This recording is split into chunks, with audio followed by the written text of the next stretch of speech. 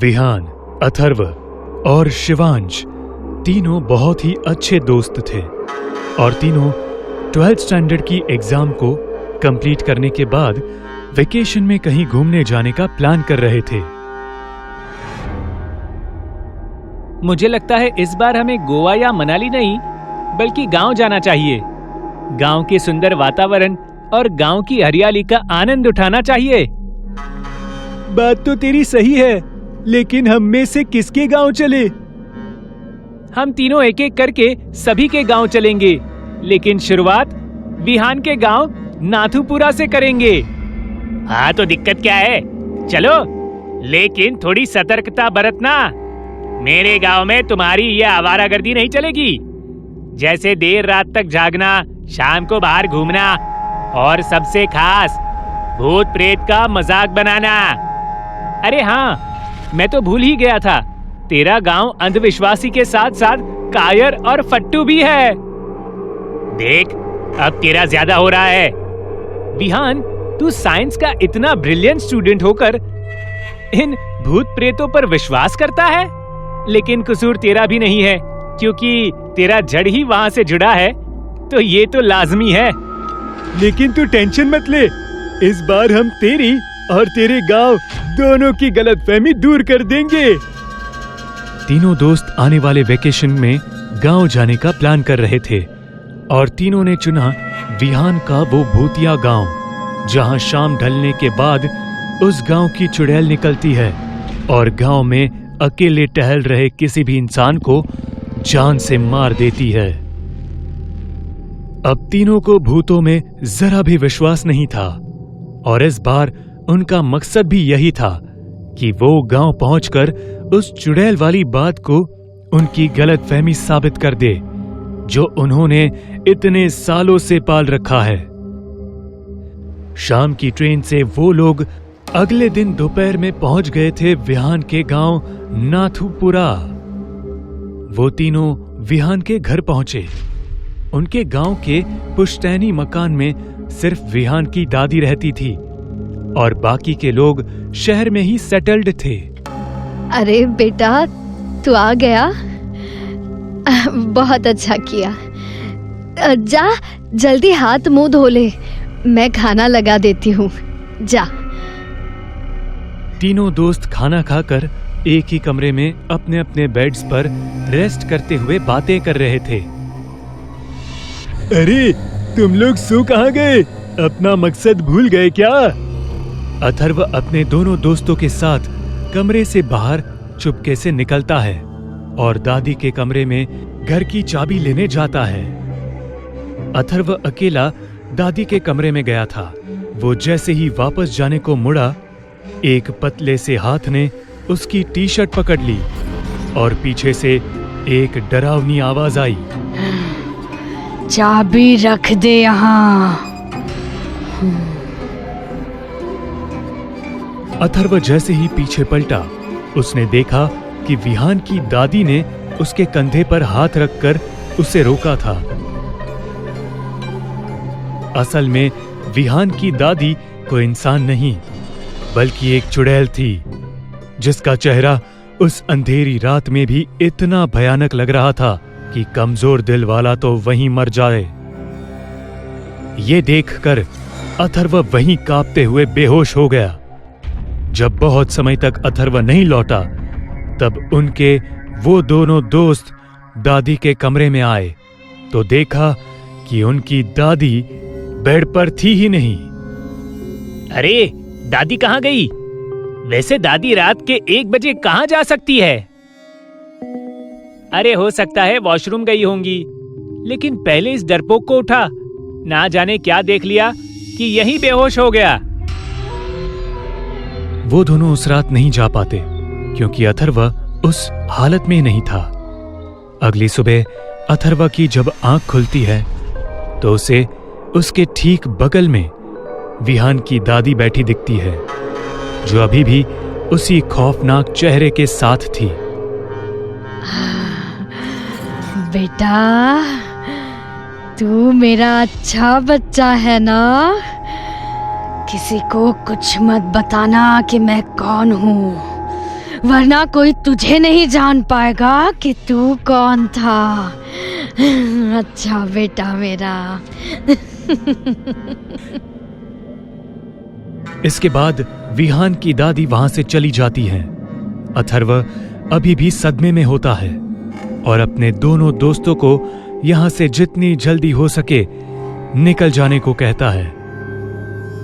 उसी शाम जब तीनों दोस्त गांव की सैर कर रहे होते हैं तो वो एक चीज नोटिस कर रहे थे कि हर कोई उनसे दूर भाग रहा था। कोई उनसे बात नहीं करना चाहता था। उन्हें इसकी वजह नहीं पता चल रही थी।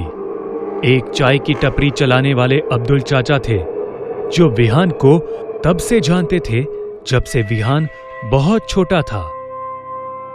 विहान उस अब्दुल चाचा के पास गया और उनसे बोला, अब्दुल चाचा, भूल गए क्या मुझे? ना बेटा, मैं तुझे कैसे भूलूंगा? तुझे तो मैंने मेरी गोद में खिलाया है। इसके बाद विहान उनसे गांव की चुड़ैल और शाम ढलने के बाद किसी का भी गांव में ना दिखने का कारण पूछता है और ये भी पूछता है कि आखिर उन तीनों को देखकर गांव के लोग भाग क्यों रहे हैं। बेटा, असली कहानी ये है कि जिस गांव की चुड़ैल का जिक्र तुम इतने समय से सुन रहे हो, ये कोई और नहीं बल्कि तुम्हारी दादी ही है। गांव की चुड़ैल जो रात में निकलने वाले का शिकार करती है, वो तुम्हारी दादी है। ये सुनने के बाद विहान के पैरों तले जमीन खिसक गई। हाँ बेटा, ये बात तुम्हारे घर वालों को भी पता है। आज से 7 साल पहले तुम्हारी दादी बहुत बीमार हो गई थी, लेकिन एक चुड़ैल उसी समय गांव में साया बनकर घूमती थी। उसे एक शरीर की जरूरत थी जिसकी मदद से वो अपना शिकार कर सके। जब गांव के लोग उसे मारने गए तब तुम्हारी दादी भी उनमें से एक थी, लेकिन लौटते वक्त उस चुड़ैल ने तुम्हारी दादी के आत्मा को बांसवाड़ी में बांध दिया और उस चुड़ैल की आत्मा ने तुम्हारी दादी के शरीर में घर कर लिया। तब से तुम्हारी दादी इस गांव में हर रात मौत का खेल खेलती है। तुमने देखा होगा कि तुम्हारे घर में कोई भी भगवान की मूर्ति और पूजा घर नहीं होगा और अंधेरे में कभी भी दीप या कोई भी रोशनी नहीं जलती, क्योंकि चुड़ैल शैतान की पूजा करती है, भगवान की नहीं। इसके बाद अथर्व ने भी कल रात वाली बात का जिक्र किया और अब तीनों काफी डर गए थे क्योंकि ये तीनों उस चुड़ैल के घर में रह रहे थे। इसी वजह से कोई भी इनके करीब नहीं जाना चाहता था। अब समझ आया कि मेरे घर वाले मुझे अपने गांव क्यों नहीं आने देना चाहते थे, ना ही उन्होंने कभी इस सच को बताया। इसके बाद तीनों उस घर में गए, सामान बांधा और फौरन निकलने लगे। लेकिन तभी पीछे से एक आवाज आई।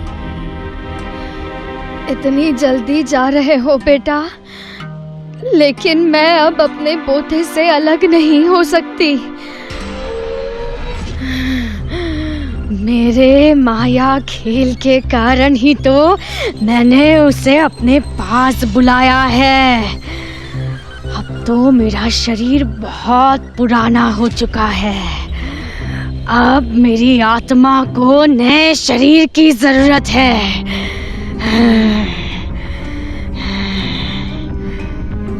इतना कहते ही विहान की दादी के अंदर बसी उस चुड़ैल की आत्मा ने विहान के शरीर के अंदर दस्तक दी और इस डरावने दृश्य को देखते हुए वो दोनों दोस्त अपनी जान बचाकर भागे। कहते हैं अब विहान की दादी की जगह विहान का शरीर उस चुड़ैल का घर बन चुका है, जो अगले 60 साल तक यूं ही इस गांव में हर रात मौत का खेल खेलेगा। आज महेश और श्रुति की शादी हुई थी। दोनों का ये लव मैरिज था और दोनों अपनी शादी से बहुत खुश थे। महेश का ड्राइवर बहुत तेज रफ्तार में गाड़ी ड्राइव कर रहा था, जिस वजह से गाड़ी कई बार डिसबैलेंस भी हो रही थी। तभी महेश उसे टोकते हुए कहता है, अरे ओ ड्राइवर भैया, शादी की पहली ही रात है, मरवा दोगे क्या? थोड़ा धीमे चलाओ। अरे साहब, ये जो शॉर्टकट आपने बताया है वो एक भूतिया मंदिर से होकर गुजरता है और कहते हैं उस मंदिर के आसपास डायन भटकती है जो आने जाने वाले को अपने वश में कर लेती है या उनके साथ ही चल देती है। वाह, कहानी तो बढ़िया है, लेकिन अफसोस ऐसी कहानियां बहुत सुनी है, तो अब ये सब मुझे बचकानी लगती है। तभी श्रुति उसे रोकते हुए कहती है, महेश, तुम्हारे पास जरा भी समझ नहीं है। ऐसे सुनसान जगहों पर इस तरह भूत प्रेत का मजाक नहीं उड़ाया करते। देख लिया ड्राइवर भैया, तुम्हारी वजह से अब मैडम से डांट पड़ रही है मुझे। तभी गाड़ी उस भूतिया मंदिर से गुजरने लगती है और ठीक उसी वक्त न जाने गाड़ी को क्या हो जाता है कि गाड़ी अपने आप धीमी होकर बंद पड़ जाती है। ओहो, ये क्या कर रहे हो यार? अगर ये सब तुम हमें डराने के लिए ऐसा कर रहे हो तो याद रखना, मैं तुम्हारी नौकरी खा जाऊंगा। अरे क्या सरकार, आप भी डर के मारे मेरी खुद की जान हलक में अटकी पड़ी है। ऐसे में हम आपको डराने का सोच भी कैसे सकते हैं? ना जाने गाड़ी को यहीं आकर क्यों बंद होना था। वैसे तुमने बताया था ये कोई मंदिर है ना? वैसे किस भगवान की यहाँ पूजा होती है? बताना तो नहीं चाहिए, लेकिन आपकी जानकारी के लिए मैं बता दूं, ये मंदिर काल भैरव का है। नए नवेले शादीशुदा लोग अपने दाम्पत्य जीवन के सुख के लिए यहाँ आते हैं, लेकिन केवल दिन में। सूरज ढलने के बाद यहाँ कोई नहीं जाता। इसीलिए मैं आपको शॉर्टकट के लिए मना कर रहा था, लेकिन आप माने ही नहीं। अरे वाह, अगर ये कोई मंदिर है और खासकर शादीशुदा जोड़ों के लिए, तब तो हमें जाना चाहिए। महेश, तुम पागल हो गए हो क्या? क्या तुम्हारा दिमाग खराब हो गया है? हम इस वक्त आधी रात को मंदिर जाएंगे? अच्छा, तो मतलब तुम नहीं चाहती हो कि हमारा दाम्पत्य जीवन सुखी रहे? नहीं, मैं ऐसा बिल्कुल नहीं कह रही, मगर अगर मगर कुछ नहीं, तुम चलो, मैं तुम्हारे साथ हूं ना। अरे मेरे मालिक, मत जाइए, वो डायन इसी के इंतजार में रहती है। महेश उस ड्राइवर की बातों को एकदम से नकार कर श्रुति के साथ कार से उतरता है और मंदिर की तरफ चला जाता है। उसकी नजर मंदिर के दरवाजे पर पड़ती है, जिसे देखकर ऐसा लग रहा था जैसे कि कोई 500 साल पुराना दरवाजा हो, क्योंकि उस पूरे दरवाजे में जंग लगा था। मंदिर तो बाहर से बड़ा इंटरेस्टिंग लग रहा है।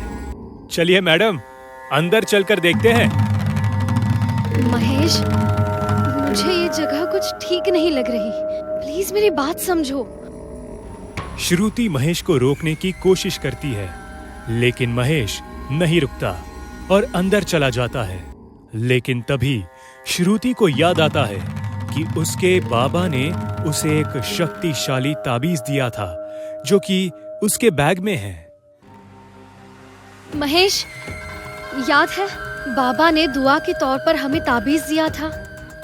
मुझे लगता है हमें वो ले लेना चाहिए। ठीक है, तुम गाड़ी से उसे लेकर आओ, तब तक मैं अंदर तुम्हारा इंतजार करता हूँ। इतना कहता हुआ महेश मंदिर के अंदर चला जाता है। श्रुति को उस वक्त एक अजीब सा साया अपने आसपास महसूस हो रहा था। इस वजह से वो धीमे धीमे डरते हुए वापस गाड़ी की तरफ लौटने लगती है। दूसरी तरफ महेश बिना किसी की परवाह किए मंदिर के अंदर दाखिल हो जाता है। वो पूजा घर की तरफ बढ़ता है। वो जैसे ही पूजा घर में दाखिल होता है, मंदिर की घंटियां अपने आप आपस में टकराना शुरू कर देती है, जैसे आरती में होता है। उस वक्त तो हवा भी नहीं चल रही थी, तो ये घंटियां आपस में कैसे टकरा रही है? तभी उसकी नजर मंदिर की मूर्तियों पर पड़ती है। अरे, ये मंदिर है या भूतिया घर? पूजा घर में ना तो कोई दीप जल रहा है और ना ही किसी भी भगवान की कोई मूर्ति है। महेश खुद से ये बोल ही रहा होता है कि तभी उसके पीछे से श्रुति आवाज देती है, महेश, डार्लिंग इधर आ जाओ। महेश तुरंत पीछे पलटता है। श्रुति अपनी बाहें फैलाए खड़ी थी। अरे मेरी जान, तुम आ गई। मैं तुम्हारा कब से इंतजार कर रहा था। अब सिर्फ दूर से ही प्यार बरसाओगे या पास भी आओगे? अरे क्यों नहीं मेरी जान, अभी आता हूँ। महेश श्रुति से जाकर गले लगता है। श्रुति उससे कहती है, महेश, क्या तुम भूल गए? आज हमारी सुहागरात है। अरे ये भी कोई भूलने की बात है भला? लेकिन मुझे ऐसा क्यों लग रहा है कि मुझसे ज्यादा तुम में बेचैनी है सुहागरात मनाने की। बेचैनी क्यों नहीं होगी? क्या सुहागरात अकेले तुम्हारी है? ठीक है, फिर जल्दी से घर पहुंचते हैं और फिर हमारी स्पेशल नाइट को एंजॉय करते हैं। अरे बाबा, रात तो पहले ही बीत चुकी है। घर पहुंचते पहुंचते सुबह हो जाएगी।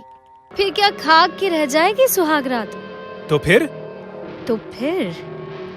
यही इसी मंदिर में हम आज सुहागरात मनाएंगे। महेश श्रुति को अपनी बाहों में लेता है और उसके साथ हम बिस्तर होने लगता है। लेकिन तभी महेश की नजर ऊपर टंगे कांच के झालर पर पड़ती है, जिसे देखकर महेश को तेज झटका लगता है। उसे श्रुति के शरीर की जगह एक चुड़ैल की डरावनी शक्ल और भद्दा शरीर नजर आ रहा था, जबकि असलियत में वो श्रुति थी।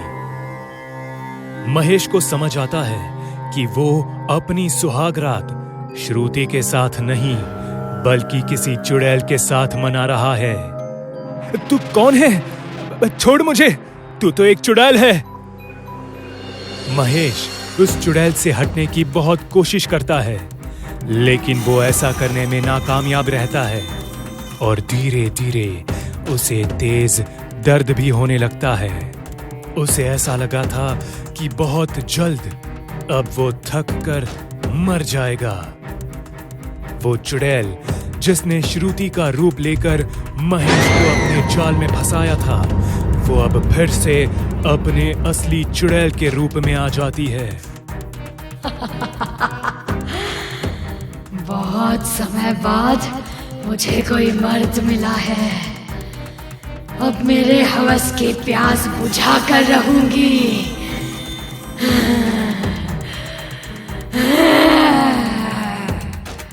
महेश दर्द से तड़पने लगता है। खुशकिस्मती से तभी वहां श्रुति पहुंच जाती है। महेश, ये तुम क्या कर रहे हो? श्रुति महेश को उस चुड़ैल के साथ हम बिस्तर होता देख लेती है। वो तुरंत अपनी ताबीज को महेश की तरफ फेंकती है, जिससे वो चुड़ैल जलने लगती है और महेश को आजाद कर देती है। फिर महेश और श्रुति भागते हुए गाड़ी की तरफ आते हैं, जहां उनका ड्राइवर गाड़ी स्टार्ट करता है। शुरू में तो गाड़ी स्टार्ट नहीं हो रही थी, पर दुआ करने के बाद गाड़ी स्टार्ट हो जाती है और वो सब वहां से तेजी से निकल जाते हैं। जब वो इलाका खत्म होता है, तब महेश श्रुति को सब कुछ बताता है और फिर उनका ड्राइवर उनसे कहता है, साहब, इसीलिए मैं आपको मना कर रहा था। आप लोग शहरी हैं, आपको यहाँ की सच्चाई नहीं मालूम, लेकिन यहाँ से गुजरने वाले और यहाँ रहने वाले ये बात जानते हैं कि यहाँ हवस की भूखी चुड़ैल रहती है, जो यहाँ मिलने वाले मर्दों को सुंदर कन्या और उनकी पत्नी के रूप में दिखती है और उनके साथ अपनी सुहागरात मनाती है और फिर उन्हें मार कर इसी मंदिर के छत पर लटका देती है। कहते हैं इस चुड़ैल की अपनी सुहागरात अधूरी रह गई थी, जिस वजह से ये आज भी अपनी सुहागरात पूरी करना चाहती है। लेकिन आज तक कर नहीं पाई। इसीलिए यहाँ से गुजरने वालों पर आज भी अपनी नजर गड़ाए रखती है। मौत एक ऐसी भयानक सच्चाई है जिससे आज तक कोई भी नहीं बच पाया है। लेकिन एक और कड़वा सच ये भी है कि सच्चाई मौत के बाद भी सामने आ सकती है। आज की कहानी दो बहनों की है जो अडॉप्टेड चाइल्ड थे। उन्होंने कभी अपने माता पिता को नहीं देखा था और अपनी जिंदगी को गोद लिए हुए घरों में गुजारती थी। लेकिन जिंदगी ने उनके साथ ऐसा खेल खेला जिसमें मजबूत खिलाड़ी भी हार मान जाए। क्या कर रही हो निधि? अब तो बड़ी हो गई हो, अब तो मिट्टी में खेलना बंद कर दो। दीदी क्या तुम भी? बच्चों, अपने कमरे में जाओ और जाकर सामान पैक कर लो।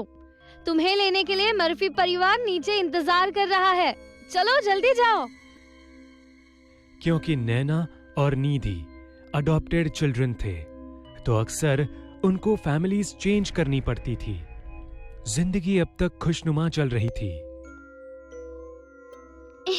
दीदी, सच कहूँ तो मुझे इस परिवार को छोड़कर जाने का बिल्कुल मन नहीं कर रहा। लेकिन अब दूसरा कोई रास्ता भी तो नहीं है। हम अनाथ की जिंदगी ऐसी ही होती है, एक घर से दूसरे घर, दूसरे घर से तीसरे घर। दोनों अडॉप्टेड बहनें अभी जिंदगी की लड़ाई में बहुत छोटी थी। नैना जहां 13 साल की थी तो उसकी छोटी बहन निधि 10 साल की थी। अब उन्हें मर्फी फैमिली में जाना था। दीदी, क्या तुम्हें पता है मर्फी आंटी बहुत खड़ूस है। इन्हें बच्चों से कोई खास लगाव नहीं है। फिर न जाने क्यों ये हमें लेने आई है। हाँ, ये बात है तो सही, क्योंकि मैंने भी सुना है कि इनका स्वभाव बहुत अजीब है और व्यवहार बहुत खतरनाक है। पहले भी कई लोगों ने इनके यहाँ से बच्चों के गुमशुदा होने के किस्से बताए हैं। बच्चों, बाहर गाड़ी में बैठ जाओ। हाँ? शाम होने वाली है ना, जाओ। हाँ, जाओ। दोनों बहनें अब मर्फी फैमिली पहुंच चुके थे, लेकिन वहां उन्हें अब तक का सबसे अच्छा एक्सपीरियंस हो रहा था। घर किसी आलीशान महल से कम नहीं था और रोशनी से चकाचौंध था ये घर। उस रात दोनों बहनें सो गई और अगली सुबह उठी तो मर्फी उनके बगल में बैठी थी। बच्चों, वैसे तो स्कूल जाना बहुत जरूरी है ना? लेकिन मैं तुम्हें 2 रास्ते देती हूँ। हाँ, या तो घर के सारे काम करो या स्कूल जाओ। नैना को पढ़ाई पसंद नहीं थी, इसलिए उसने घर का काम करना सही समझा और निधि ने स्कूल जाने का फैसला किया। तकरीबन 1 हफ्ते बाद नैना, नैना, जल्दी से डाइनिंग हॉल पहुंचो, चलो। डाइनिंग हॉल पर बैठने के बाद निधि, तुम शुरू करो। आज तुम्हारा मनपसंद पकवान बनाया है। नैना, मुझे तुमसे बात करनी है। मुझे नहीं पता कि तुम्हारे पहले परिवार कैसे रहे हैं या उनकी क्या मानसिकता रही है, लेकिन इस घर में हम ईमानदारी को महत्व देते हैं और तुम जिसे अपनी बहन कहती हो वो सिर्फ तुम्हारा वहम है। ये तुम्हारी काल्पनिक मित्र है और इससे ज्यादा कुछ भी नहीं, समझी? और तुम अब 13 साल की हो। अब ये बचकानी हरकतें तुमको शोभा नहीं देती। मैडम, ये आप क्या कह रही है? क्या निधि आपको दिखाई नहीं देती? ये मेरी काल्पनिक या सपने की बहन नहीं है, बल्कि असली बहन है। आपने हम दोनों को अडॉप्ट किया है ना? नहीं, नहीं नैना, मैंने सिर्फ तुम्हें गोद लिया है। मैं किसी दूसरी लड़की को नहीं जानती। और निधि कहकर जिसे तुम बुलाती हो ना, असल में उसका इस धरती पर कोई अस्तित्व ही नहीं है। मर्फी की ये बातें सुनकर नैना को गुस्सा तो आ रहा था, लेकिन वो अपनी भावना को व्यक्त नहीं कर पाई और नाराज होते हुए अपने कमरे में चली गई। नैना मन ही मन में बड़बड़ाते हुए, क्या मैं पागल हूँ? क्या निधि जैसी कोई लड़की असल में है ही नहीं? ये सब मेरा वहम है। क्या मेरी इसी पागल और बचकानी हरकतों की वजह से पुराने परिवारों ने मुझे छोड़ दिया है? नैना अपने मन में ये सवाल कर ही रही थी कि तभी दरवाजे पर एक दस्तक हुई। दरवाजे पर निधि खड़ी मुस्कुरा रही थी। निधि तुम? मेरी बहन मर्फी आंटी है ना, वो मुझे पागल साबित करना चाहती है। वो कहती है तुम असल में हो ही नहीं, जबकि तुम हो। सच कहना, कहीं ये मेरा वहम या ये पागलपन तो नहीं है ना? सच बोलो। निधि की आंखों में आंसू होते हैं और वो बिना कोई जवाब दिए सीधा चलने लगती है और वो बेसमेंट के पास जाकर गायब हो जाती है। नैना बेसमेंट में पहुंच चुकी थी। तभी उसे भूरे बालों वाली और चेहरे पर बहुत झुर्रियां वाली औरत दिखती है, जो ठीक से देखने पर पता चलता है कि ये तो मिस मर्फी ही है। नैना को दिखता है कि मर्फी असल में कोई इंसान नहीं, बल्कि एक नरभक्षिणी डायन है। तभी वो प्लास्टिक के थैले में से एक लाश को बाहर निकालती है। ऊपर बल्ब लटक रहा होता है, जिसकी रोशनी में नैना को साफ दिखता है कि वो लाश किसी और की नहीं, बल्कि निधि की थी। नैना अंदर से कांप उठती है और अब उसे समझ नहीं आ रहा था कि वो क्या करे। उसे बहुत डर लग रहा था और रोना भी आ रहा था, लेकिन अगर मर्फी उसे अभी इसी वक्त देख लेगी तो जाहिर है वो उसे भी मार देगी। नैना दबे पांव अपने कमरे में आती है और दरवाजा कसकर बंद करके रोने लगती है। अब तो वो और भी ज्यादा डरी और कंफ्यूज्ड थी। कुछ समय बाद वो नॉर्मल होती है तो वो ये सोचती है कि असल में पूरा मामला है क्या। असल में अभी उसने निधि की लाश को देखा, जबकि कुछ देर पहले ही वो निधि के साथ डाइनिंग टेबल पर बैठी थी। कहीं ऐसा तो नहीं कि मर्फी ने निधि का कत्ल कर दिया और अपने कातिल के कैरेक्टर को छिपाने के लिए निधि को अदृश्य साबित करने का ढोंग कर रही है। लेकिन अगर ऐसा है भी तो निधि उसे कैसे दिखाई दे रही है, जबकि वो तो मर चुकी है। उसका सिर ये सब सोच सोच कर फटा जा रहा था। तभी उसने अपनी बगल में निधि को बैठा देखा, जिसे देखकर वो बहुत ज्यादा डर गई। दीदी, तुम डरो मत। ये सच है कि मैं मर चुकी हूँ और मेरा अब कोई वजूद नहीं है, लेकिन मेरी कातिल वो चुड़ैल मर्फी ही है। ठीक पिछले हफ्ते के शनिवार की रात को जब तुम बार्बर अंकल के साथ मेला देखने गई थी ना, तब मैं गलती से मर्फी आंटी के रूम में दाखिल हो गई थी, जहाँ जाने को वो सख्त मना करती थी।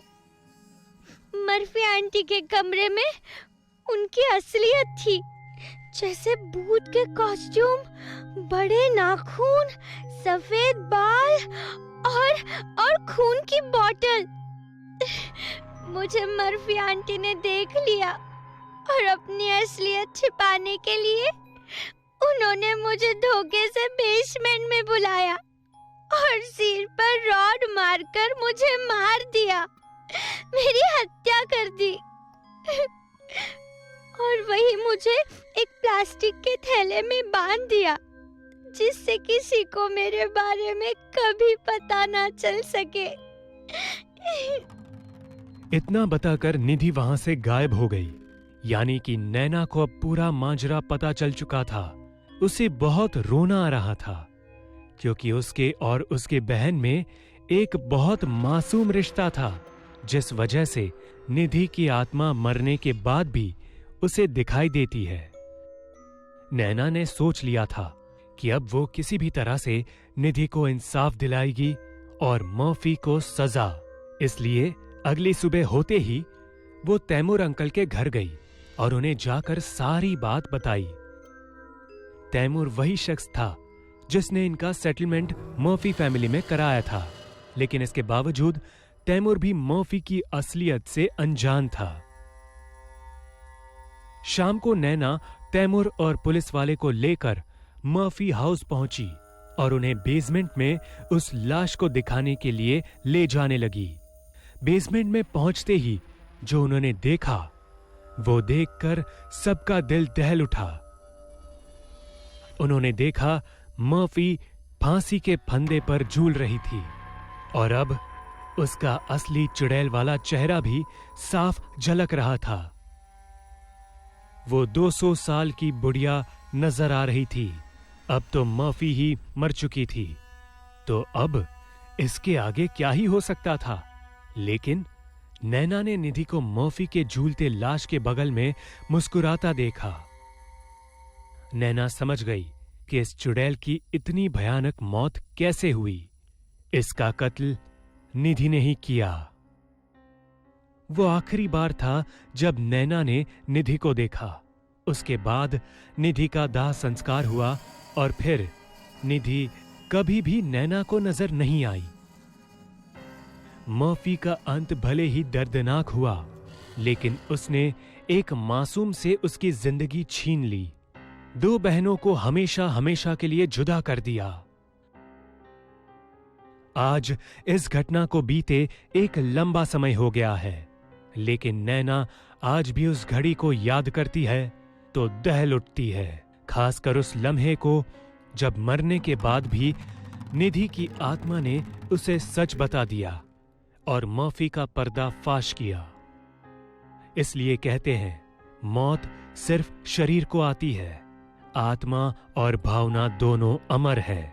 अगर रिश्ता और प्यार पवित्र है तो मौत के बाद भी आपका प्रेमी आपकी रक्षा करेगा और आपके साथ रहेगा। भले मर्फी ने खुद की असलियत छिपाने के लिए निधि का कत्ल कर दिया, लेकिन निधि की मौत के बाद भी असली सच सबके सामने आ ही गया।